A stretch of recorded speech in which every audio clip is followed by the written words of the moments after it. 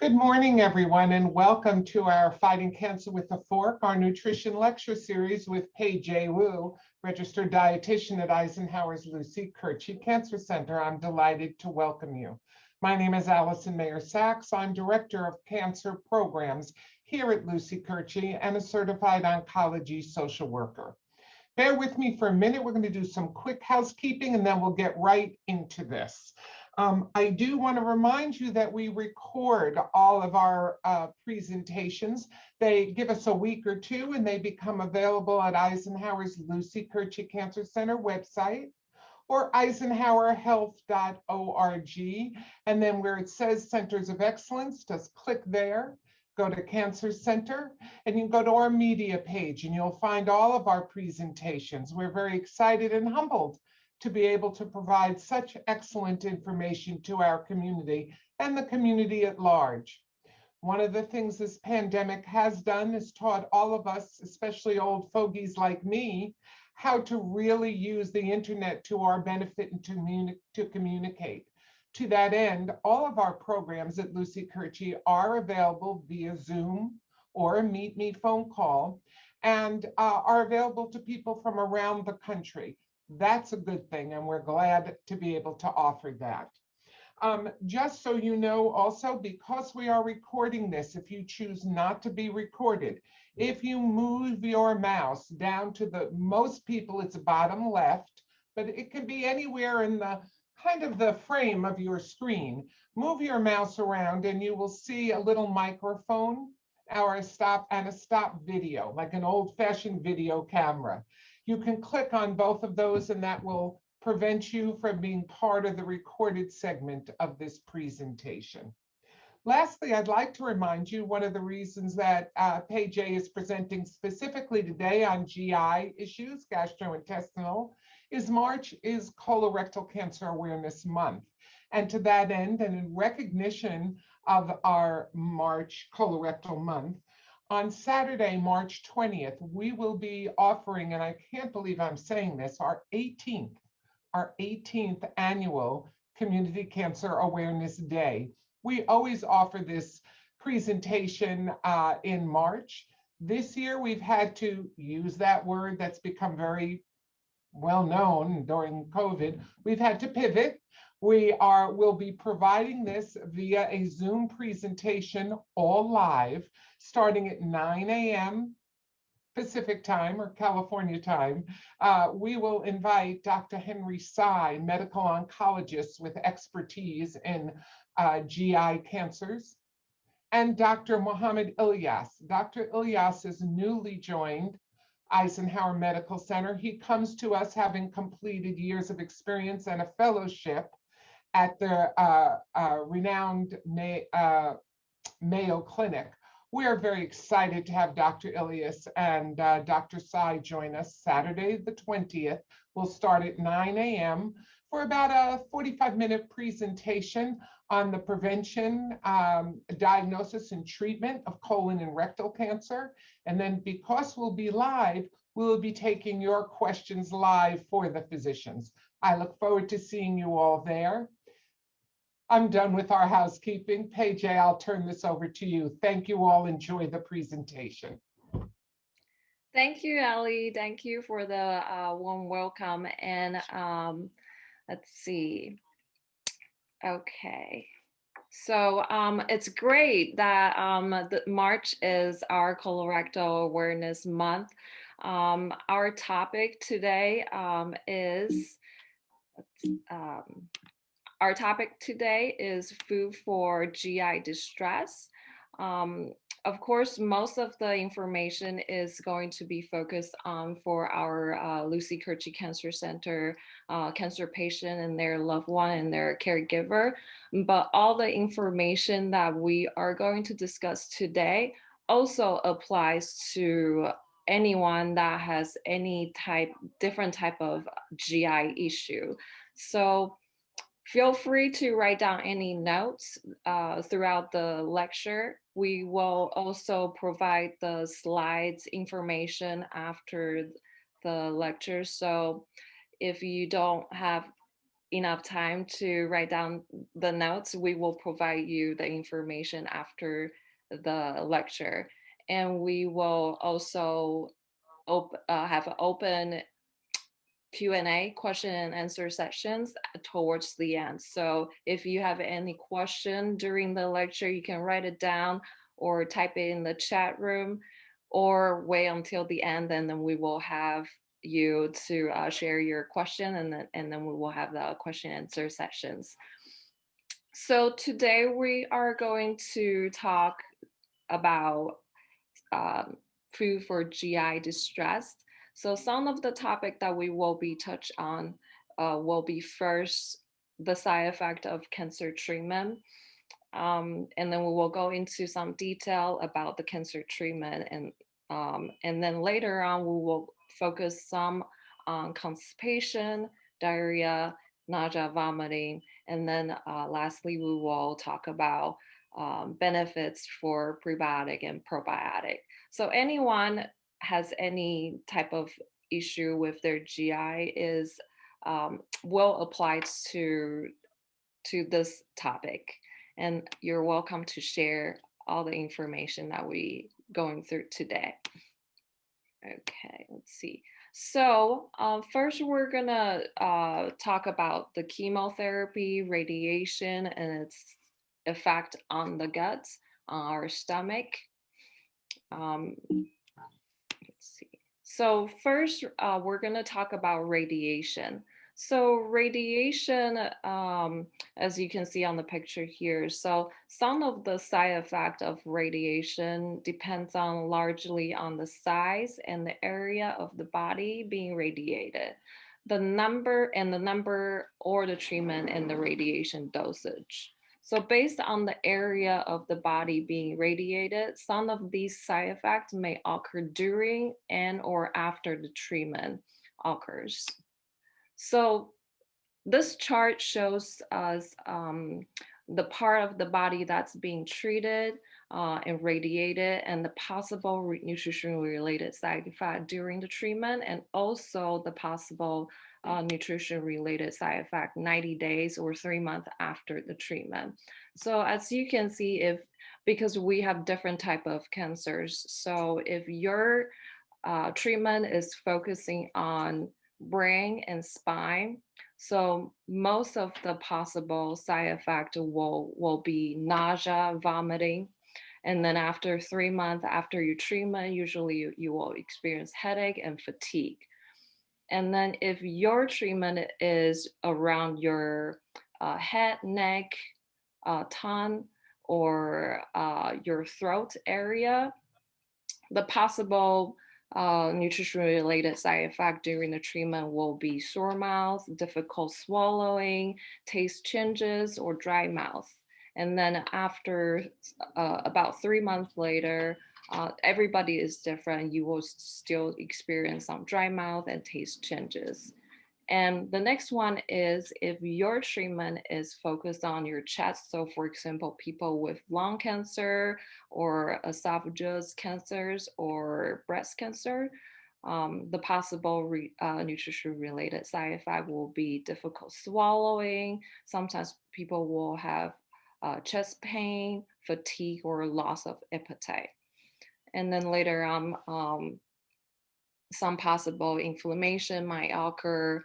And then the next one, the last one that we will focus on today is the abdominal. So for people that has intestinal cancer, the radiation is focused on their large or small intestine, or people with prostate cancer, cervical cancer, and pancreas cancer. The radiation area will be on abdominal. So the possible nutrition-related side effects will be nausea, vomiting, diarrhea, gas, bloating, loss of appetite, fatigue, or change in urination. So, and then later on, diarrhea may continue, and some people might see some some blood in your urine, or they might have bladder irritation. Okay. Let's see. So, Heather, can you hear me fine? I just want to double check. Yes, I can hear you. Uh-huh. Okay. I Okay. want because the Zoom bracket is under Eisenhower. Now. Yes. I Okay. I named myself that. Yes, I can hear Okay. you. Good. Good. Good. Okay. Just want to Uh-huh. double check. You Okay. got Good. it. So, so radiation therapy, many side effect usually occurs by the second or third week of radiation treatment, and then peak about two-thirds of the way throughout the treatment, and then after treatment is completely complete, side effect may last 2 to 4 weeks or even a month later. So it really depends on earlier we mentioned your area, the period of the time, and how well you tolerate the full treatment. So some suggestions for maintaining your nutrition status during radiation is first, we recommend consume a variety of fruits and vegetables daily. And then later on, we will mention why. And the second one is ensure you're eating enough protein to help repair damaged cells and skin. So on previous lecture, we go over how to get your protein and how much protein you need and what kind of protein is best for you. So here, for example, proteins are eggs, meat, poultry, fish, nuts or seeds, yogurt, cheese, beans or legume, and tofu, and oral nutrition supplement like protein powder. And later on, we will go into detail about this as well. The third one is use small, frequent meals throughout the day for best food tolerance. A lot of people are used to eating 3 meals per day, and we usually recommend if you can spread out your not to decrease your 3 meals, but adding more snacks or supplement in between meals, so you will be eating 5 to 6 times per day instead of a regular 3 meals.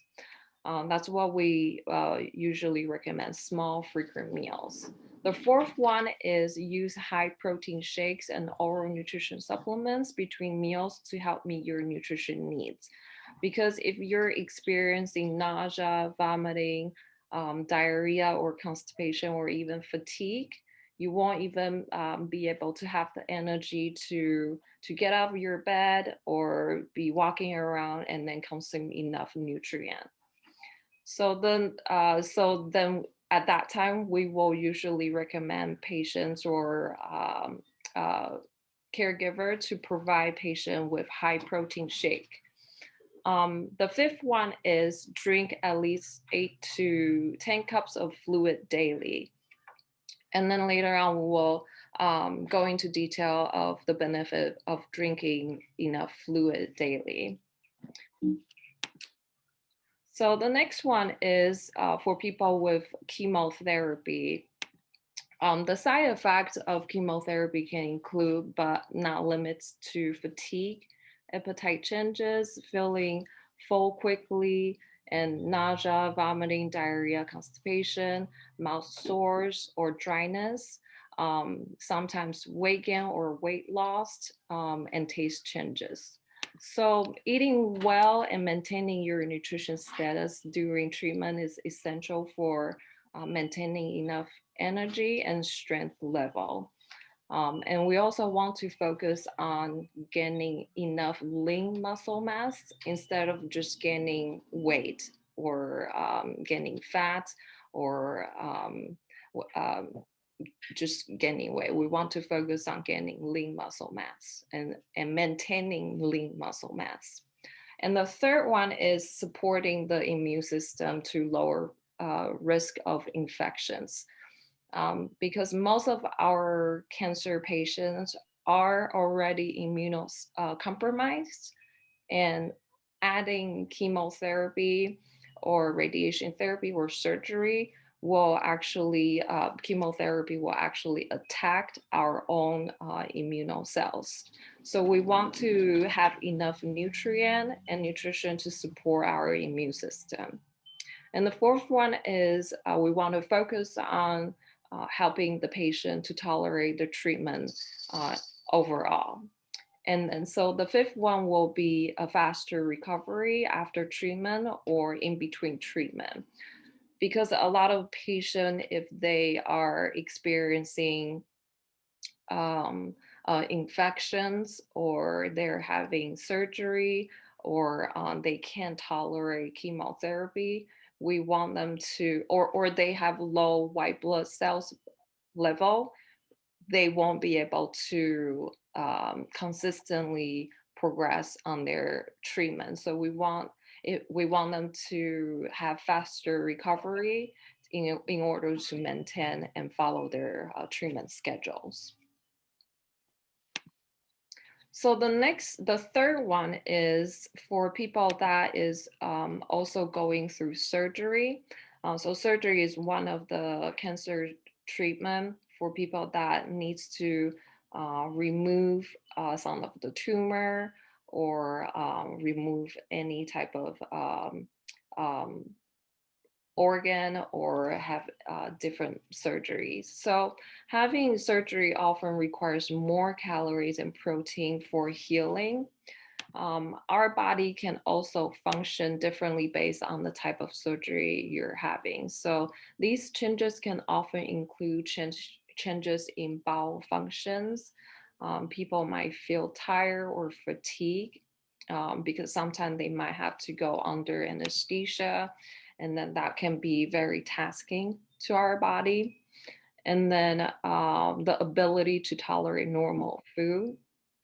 A lot of people, if they're going through gastrointestinal GI surgery or throat surgery or even stomach surgery, they might not be able to tolerate regular food with regular consistency. And sometimes they will have to start with liquid diet and then go on to soft or puree diet.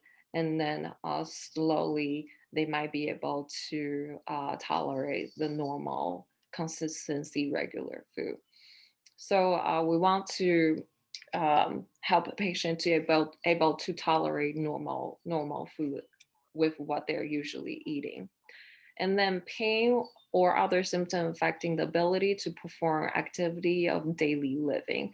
So some people might feel very fatigued, or some people after surgery, they were instructed not to do any physical activity or do any exercise, or they might have to be bedridden.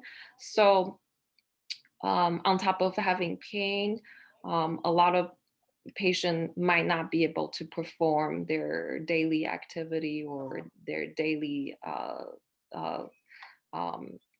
exercise. So these are some of the situations that when people go through surgery might encounter.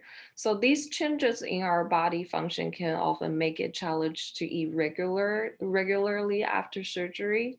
So the nutritional status you have before and after surgery can determine how quickly and how well you recover from surgery. So that's when for people that's going through surgery and after surgery, we always make sure that they have more calorie and more protein to help them recover. Because earlier we mentioned protein is the nutrient that we want to focus on for repairing tissue, cells, or even skin for our body. So all our lecture, we always want to make sure that you understand and how much calories and how much protein you need based on your nutritional status and your weight and your treatment status. So this is a chart. This is my plate from USDA. The USDA used to have my pyramid. And right now we use my plates to help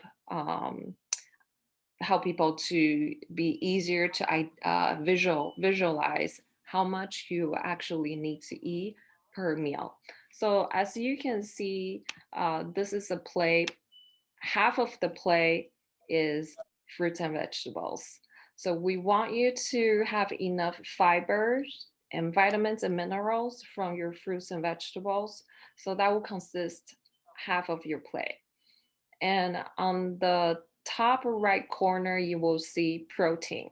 So a quarter of your meal should be protein, which earlier we mentioned it will be all kinds of meat, egg, legume, and nuts and seeds, or even yogurt and dairy, milk. They all consider as protein. And then the bottom left corner, the last quarter of your plate should be whole grain, which is carbohydrate. So these will be bread, um, noodles, rice, tortilla, any type of grain. So the also the one on the side, we usually recommend drinking milk or water. So that will be your ideal daily meal that you can refer to. So how much calorie and nutrient does your body need under cancer stress and during treatment? So here is a very simple calculation that you can write down and calculate your needs. So for example, we will need your current body weight in kilogram. So if you are 150 pounds, for example, divided by 2.2 will give you the kilogram of your body weight. And for cancer patient or for people that is under stress and going through treatment, we usually give the body the value between 30 to 35 or even to 40. So it really range quite large. So this number will be calculated more precisely when you see a dietitian individually. So here we're gonna do an example. So we're gonna do an example for 35.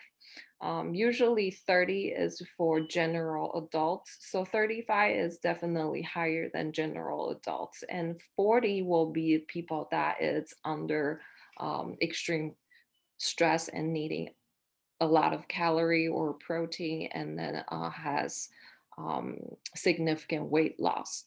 So here the example will be if you are 150 pounds divided by 2.2, which will give you 68 kilogram. So a person that's 150 pounds, it will equal to 68 kilogram. So 68 kilogram times 35 will give you 2,380 kcal, which is calorie per day. So that will be the number that you need throughout the day. And if you want to divide that number into 3, that will be your 3 meals. You can also divide that number into 5 because we usually recommend to eat in between meals. So 5 meals or 6 meals throughout the day. You can use this number to see how much you are eating and keep a track of if you're meeting your needs. So this is a basic calculation for calorie. So for nutrition, essential nutrition, your body needs protein to help build and repair muscles, skins, and other body tissue. So this picture here shows that it's important for your body to get all the essential energy and nutrition that it needs. So we want to focus on protein. as well as vitamins and mineral. And most of the time we get our vitamins and mineral from fruits and vegetables. If for a patient that's not able to eat enough fruits and vegetable because of their treatment for their throat or their digestion problem, we usually recommend them to take multivitamins and mineral once a day, or they can take vitamin B complex, or they can take vitamin D, vitamin A, calcium, magnesium. So it all depends on individual situation. And once you talk to a dietitian, we will give you a more precise recommendation. But this chart shows that for cancer patient, we want to focus on energy, protein, vitamins, and mineral from fruits and vegetables. So protein also helps fight infections, balance body fluid, and carry oxygen throughout your body. So if you or your family member is going through chemotherapy, you will know that white blood cells is very important indicator for your nutritional status and your health status in general. And protein will break down into amino acid, and those amino acid is essential for building block for all our cells. So regardless if it's white blood cells, red blood cells, all kind of cells and tissues and organs all need protein to generate and repair new cells.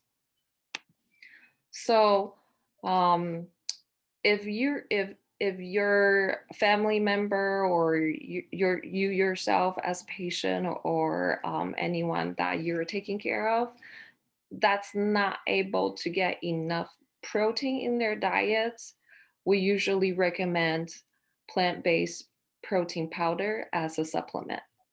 So I usually recommend choosing the protein powder supplement with no added sugar, no artificial flavor, and certified organic. We don't want added sugar, but natural sugar is fine because natural sugar is naturally occurring in all type of food, especially in fruits and vegetables. So that's not natural sugar is not something that we want to avoid, but we don't want any added sugar. So here is the picture that you can see a different option for protein. So there is pea protein. I usually recommend pea protein or hemp protein. And then I usually recommend soy protein and rice protein. And in combination of different type of protein will give you a full, complete amino acid throughout the day. So for example, I do have some protein shake here. So usually people will be given protein shake in the hospital. Everybody is very familiar with Abbott's, Abbott's and Nestle. They are usually provided during your hospital stay if you're not able to drink or eat enough protein. Then during your hospital stay, we will give you protein shake like this. And this one is Kate Farm. Usually some of the hospital usually carry it as well. This one is certified organic. So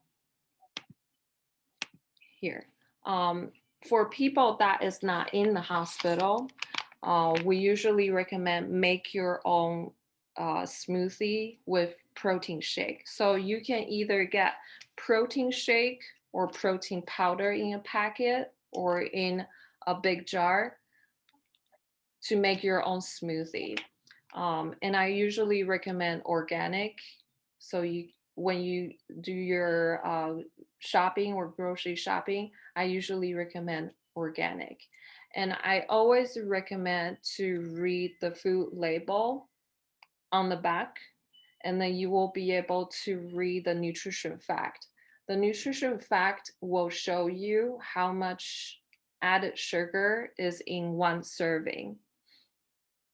So you will be able to see how much sugar is in your protein powder.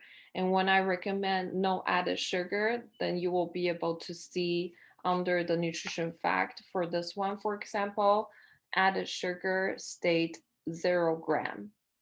So this is one of the good option. And then of all the prepackaging food item, they always have nutrition fact.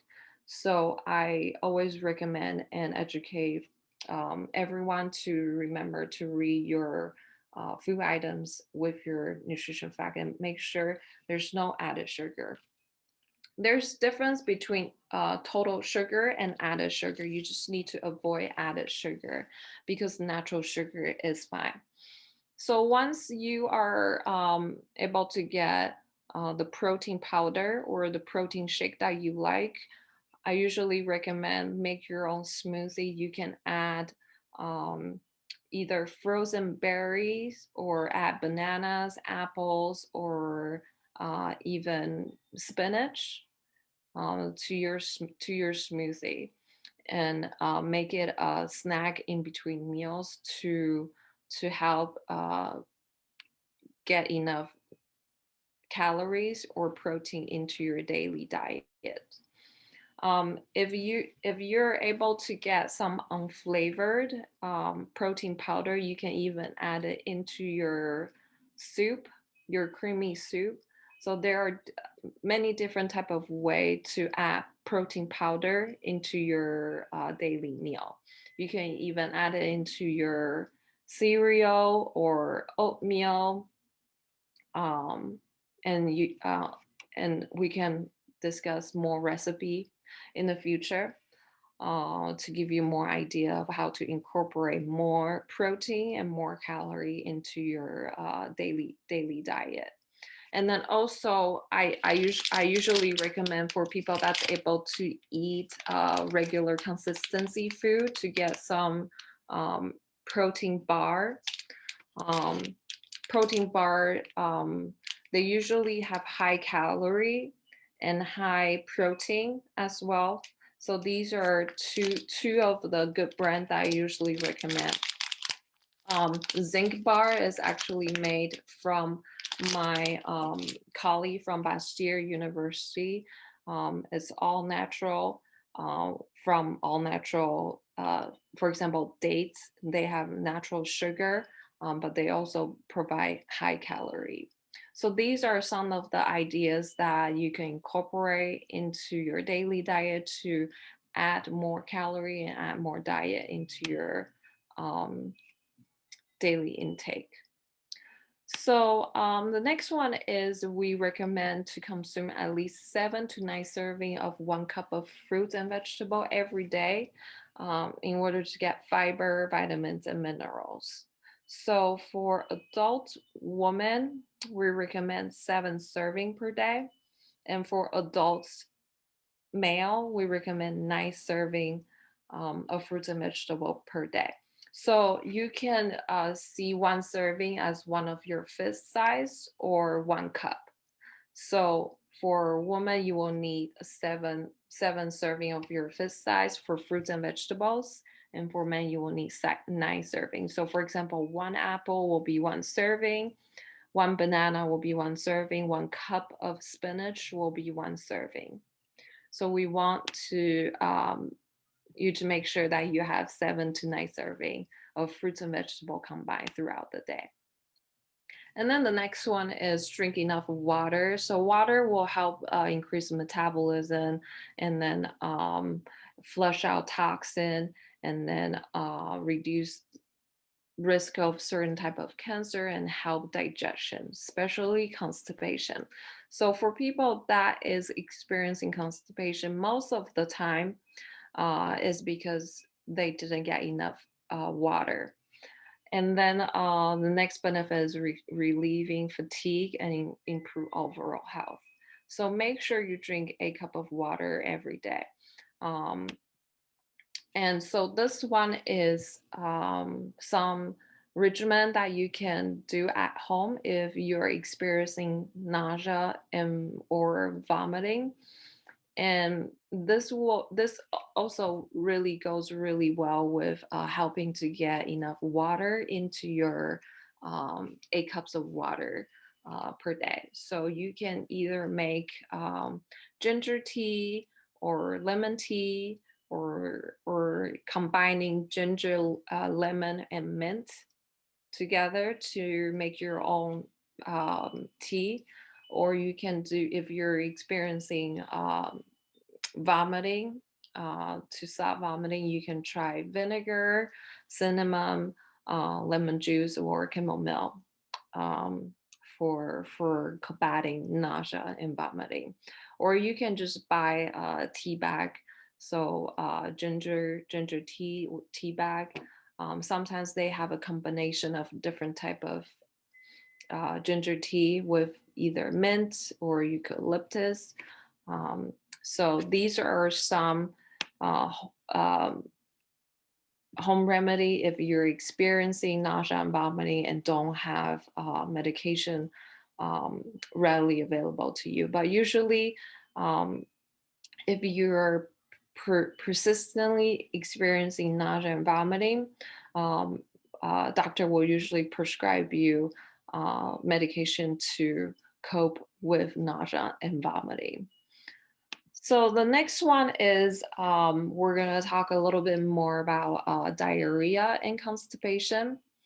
So common causes for diarrhea are digestive disorder, or certain medication or chemo medication that you're taking. Sometimes it is caused by bacterial infection, because people going through chemotherapy or radiation therapy or surgery, when they're going under big stress, their immune system usually lowered. And when your immune system is lowered, you're easier to have infection, either bacterial or virus. So diarrhea usually happen when you have infection with your GI issue. So surgery and food allergy and diet also will cause are common cause for diarrhea. So constipation. So here are some of common cause of constipation. Low physical activity is one of them. So for a lot of the patient that is experiencing fatigue, we mentioned earlier, which is one of the side effects from all the treatment, fatigue is one of them. So if you're not able to do physical activity, have some movement of your abdominal and your GI, you will experience constipation, because the way how our stools move is also help with our physical activity. So low physical activity will definitely contribute to constipation. And then not enough water or under stress, and other medication or unhealthy diet. So all these will contribute to constipation, and or surgery of your GI organ. Okay. So here is the chart to show you how to identify if you are having constipation, severe constipation, or diarrhea, or severe diarrhea. So if you are having really hard stool, is definitely a type 1 severe constipation. And moving down to the Bristol stool chart, you will see if you are having mushy consistency of your stool, that's mild diarrhea, and if it's liquid, it's severe diarrhea. So this is just a chart that shows you to identify if you are experiencing diarrhea, constipation. And usually normal bowel movement is one to twice a day. So if your bowel movement is less than 1 to 2 a day, then you are considered having constipation.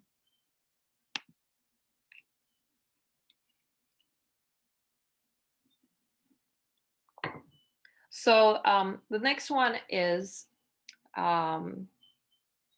fiber. So if you're experiencing either diarrhea or constipation, we always recommend to include more fiber into your diet.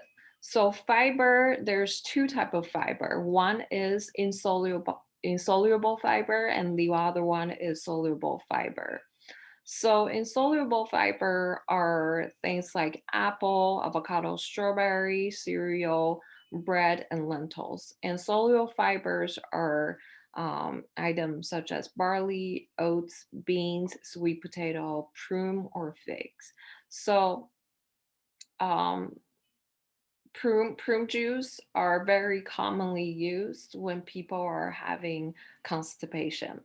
And for soluble fiber, uh, it has more fiber that helps to bulk and move our stools um, out to our body. So if you're experiencing constipation, we recommend you to intake more soluble fiber. And if you're having diarrhea, we recommend you to intake more insoluble fiber. So for example, apple. And apple, if you're eating it with the skin, it can be both. It can be insoluble and it can also be soluble. So the next one we're going to talk about is gut flora, which are the bacteria inside our stomach. Or more precisely, mostly in our small intestine and large intestine. So we have many different type of bacteria in our intestine. So there are good bacteria and bad bacteria. And for good bacteria, there are millions counts of bacteria in our stomach, and there are different type of bacteria in our stomach as well.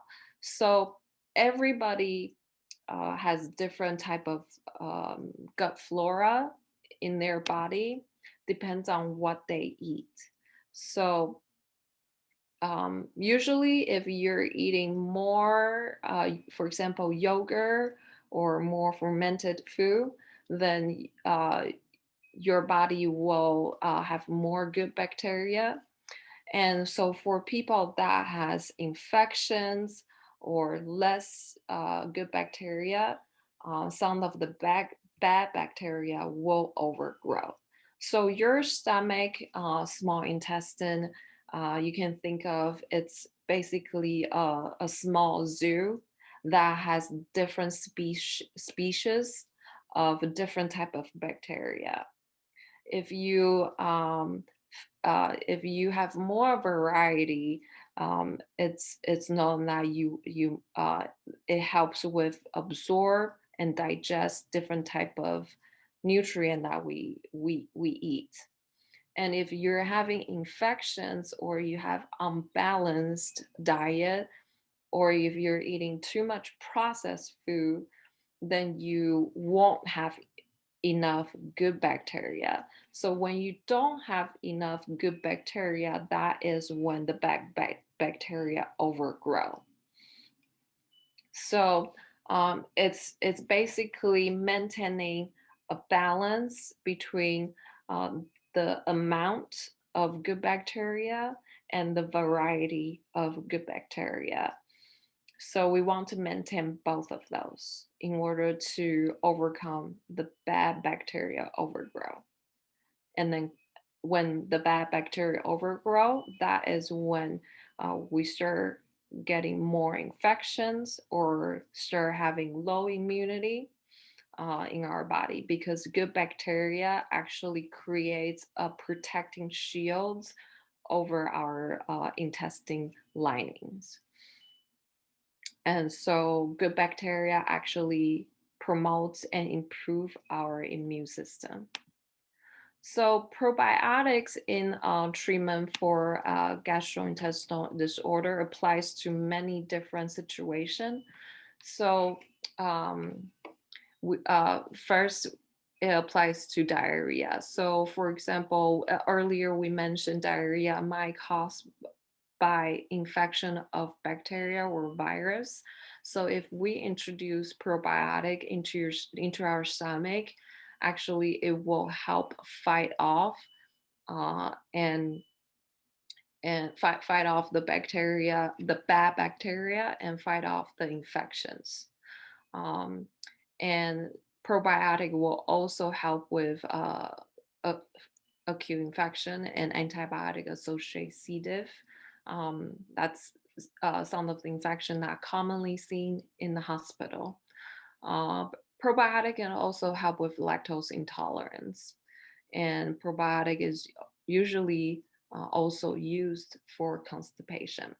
So if you're experiencing constipation, yogurt every day or sauerkraut every day will help with constipation, along with enough fluid. And then probiotic also help with IBD, ulcerative colitis, Crohn's disease, or even H. pylori infections. So probiotic is actually used very widely in treating GI issue. So what's prebiotic? So prebiotic is considered food for probiotic, because probiotic, they are small bacteria. Any type of living organism, they always need some sort of energy, or they need to be fed off something in order to sustain their own life. So prebiotic is the food for probiotic. They also help with strengthen immunity by protecting your gut health. So both prebiotic and probiotic, they will provide a lining in your gut, in your stomach, in your intestine, large and small intestine. So you want to maintain your small zoo in your stomach to help your probiotic grow. So you need to feed them prebiotic in order to maintain your ecosystem inside your stomach. So what are prebiotic? So prebiotic are food for probiotic. So for example, asparagus, garlic, wheat flour, or banana. These are some good example for, as prebiotic. And then probiotic are the bacteria that is inside yogurt or sour cream, kefir, or probiotic milk. So usually there's two main forms which probiotic organism can be ingested.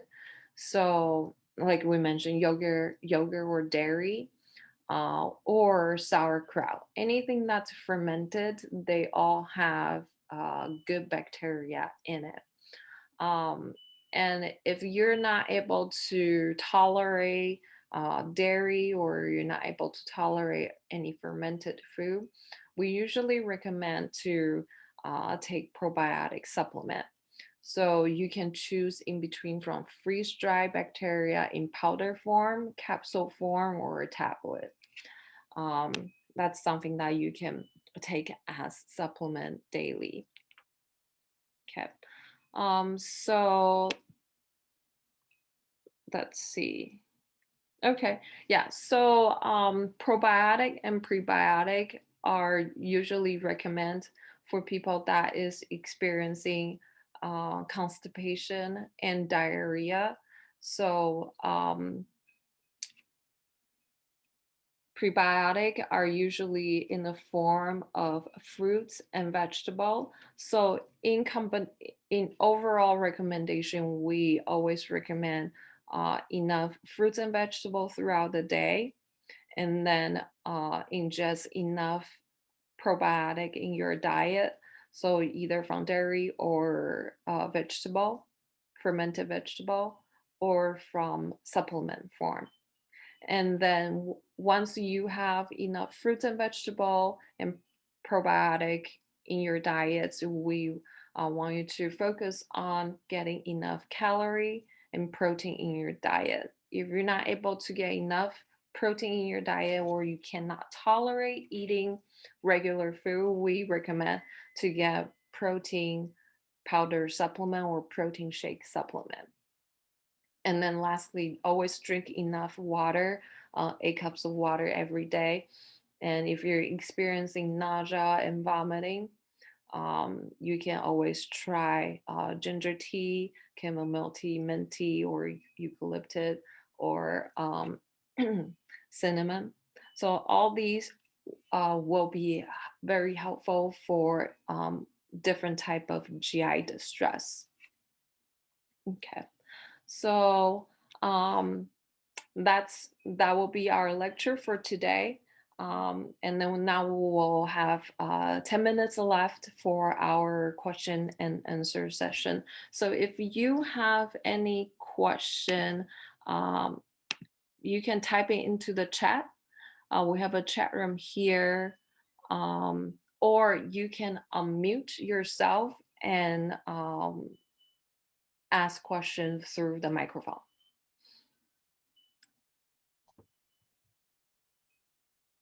I saw that lentils versus beans are in two of the different soluble groups.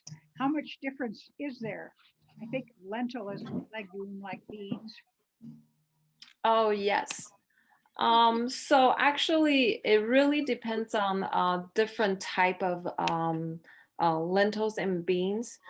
The reason that beans are insoluble category is because they have this outer shell that, for example, it's like brown rice versus white rice. The reason that that white rice and brown rice is different is because there's an outer shell. So for example, the outer shell of the bean is soluble, but inside the bean or the white rice are insoluble. And usually lentils are generally softer, and then they don't have this harder shell. Um, you will notice when you're cooking, it requires longer cooking to cook beans or cook brown rice, but it's easier and shorter cooking for lentils. So anything that has a harder shell, so for example, apple, the skin of apple is soluble, but inside of the meat of the apple is insoluble. So that's how you differentiate it. Seems like roughage. It reflects how much roughage there is. Yeah. Thank you. Mhm. Peichieh, I see a question in the chat asking good foods for post-surgery that are a bland diet. Oh, okay. Yeah, the one of the perfect food that I always recommend is avocado. Avocado is considered one of the high nutrient dense food. It has high protein. One avocado will provide you 4 grams of protein, and it's bland, and it also provides good fat and high calorie because it has fat. It also provides fiber. So I always say 1 apple a day keeps doctors away, by changing it to 1 avocado a day keeps doctors away. So I highly recommend 1 avocado a day, if not half of avocado a day. And also eggs are very good for blend diet after surgery. Egg is packed with protein. 1 egg has 8 grams of protein. So 1 egg is actually consists two times of protein as avocado. So post-surgery, I will highly recommend eggs, avocado, and you're able to tolerate dairy, then yogurt. So these three things are usually what I would recommend post-surgery to get enough protein with blend diet. And if you're not able to tolerate dairy, then I would recommend almond milk. Almond milk or soy milk is a great alternative if you're not able to tolerate dairy product. And I recently found a new product that is coconut milk yogurt. So if you're able to find coconut milk yogurt or soy milk yogurt, those are great alternative if you're not able to tolerate dairy. So thoughts on tofu. Tofu is also great for protein sources.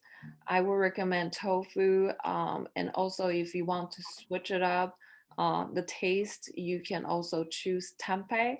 They are fermented soybean, and they are harder form of soybean. They're not necessarily tofu, but they're all in soybean categories. So tofus are great for post-surgery as well if you're a vegetarian or you just want a blend diet after surgery. I have a question real quickly. Uh-huh. If we're able to consume probiotics like kefir or yogurt, in addition to the fruits and vegetables we're eating, should we be concerned about adding a prebiotic, or will the bacteria in our system be getting enough nutrients from what we're eating? Yeah, I would highly recommend getting prebiotic, but prebiotic, they are, in an easier way to explain, that they are actually small digest oligosaccharide, which is a small digest sugar. So for example, most of insoluble fiber that we mentioned earlier, they are able to be digested into small chain oligosaccharide. So if you're able to eat a lot of or nice serving for adult men, a nice serving of fruits and vegetables, you are most likely meeting your needs for prebiotic. So if you're able to do nice serving of fruits and vegetable, you are most likely meeting prebiotic for your probiotic, because probiotic is your little zoo, your ecosystem that you're maintaining. You want to make sure that they have enough food to feed on, so then they can reproduce. Thank you. I have a question regarding the calculation for calories. I missed the last figure that you used to divide the weight. So you got to take the weight divided by 2.2, and then you multiply it by what? By 35. So by 30. Okay, that was okay. Yeah, 35 is a very middle ground average for cancer patient that is under stress. So it usually range from 25 to 40, depends on your situation and your treatment. So that's why we always have a dietitian to assist your situation, to give you a number and give you a more precise reference. But usually 35 is for cancer patient under stress. Thank you very much. Mm-hmm.